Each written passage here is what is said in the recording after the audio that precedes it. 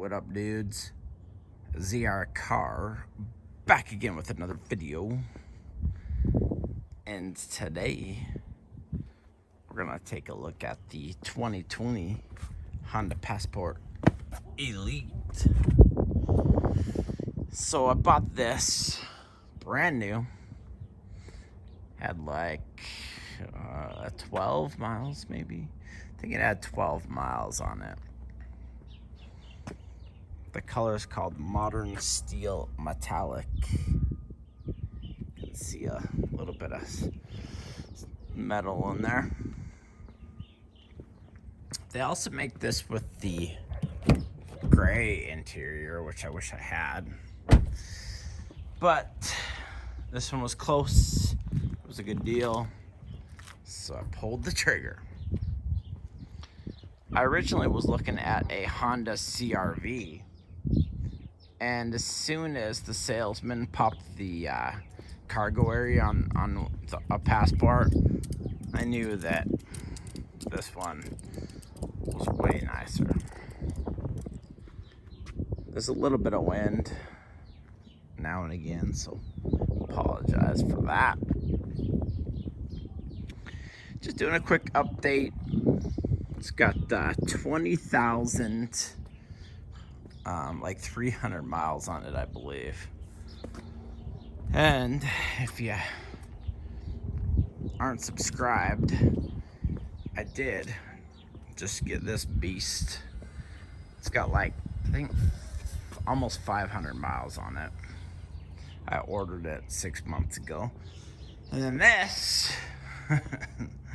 I know, has 12,000, almost 13,000 miles.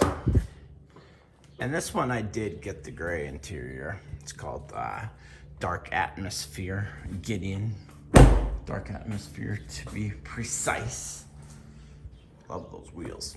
It's just got the 5.3. Anyways, I digress. This video is about the Passport. Hopefully that wind stays down. So this has the 3.5 liter V6, and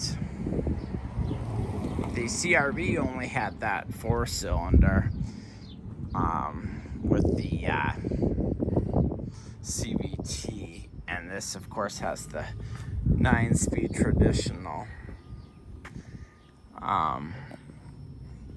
I really like this V6. I made a couple videos talking about a gas smell, and it does do it once in a while still.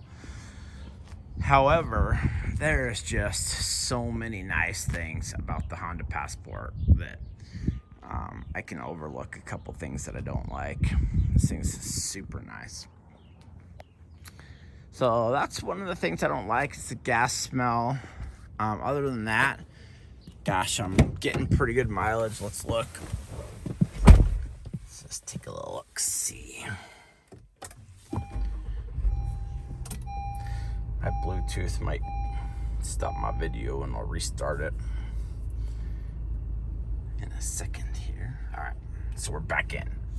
20,315 miles. The only really long road trip I did was to Seaside, Oregon. From here, it was like right at 1,000 miles. Pretty sweet. I made a video about that as well. But I wanted to show you the trip meter here. So this tank I'm getting about 25.8, and we still got almost a half tank left. This one I filled up early. This one I filled up a little early. And the nicer that the weather gets, usually the better mileage I get. Like a couple of these were snow and rain and ice and that kind of BS. But plus, since I have the new Silverado, I haven't been driving this as much. I'm still driving it quite a bit though. There, that's a little quieter. But you can see that this doesn't do bad for gas mileage. Not bad at all. I'm not sure what other YouTube channels you guys watch, but Nathan Adlin from TFL Car and TFL Truck, he really doesn't like these push button, but I actually really do like these push button. The transmission can be a little clunky, but not a deal breaker. The downshift is a tiny bit clunky, like if you're cruising along and you put it to the floor, it does take a little bit to downshift, but for the most part, it's not bad at all. One of the other things that I did to it was add this hitch on the back, and I've got a couple of videos about that. Since it was the Elite model, it had the kick step, and it no longer has the kick step because I wasn't going to pay the extra $200 for the relocate bracket or whatever stupid thing it was supposed to have. So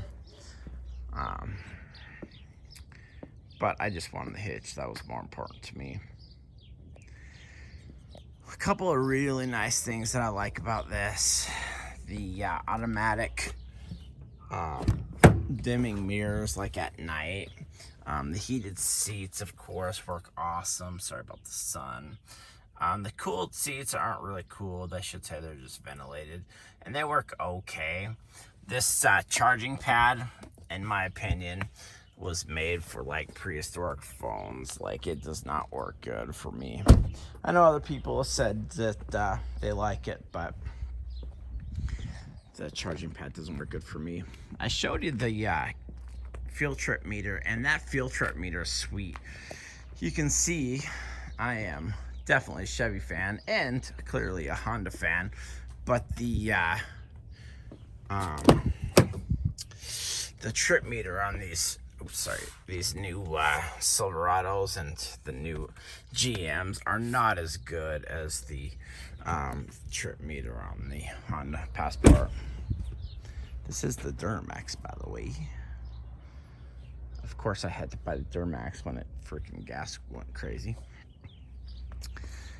All right, so 20,000 miles, and it has been awesome. I really like it. A lot of people give me huge crap about testing out these tires in the snow, these Continentals, and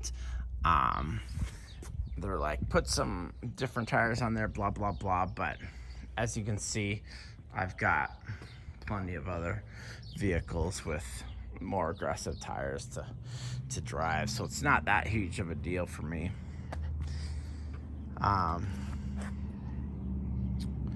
What else? Right when I got it, I was talking about the brakes, and the brakes were really touchy right at first, but now I really like the brakes. They're nice and soft. Here comes the loud beep. Yeah, the brakes are nice and soft, but I've got used to them. They are sensitive for sure. You can see this cargo area compared to like a CRV is just really good. Yeah, you put these seats down, and I can't remember the cargo area, but it's sweet, man. Ton of room for sure. And I do have these all-weather mats too. They help out a lot.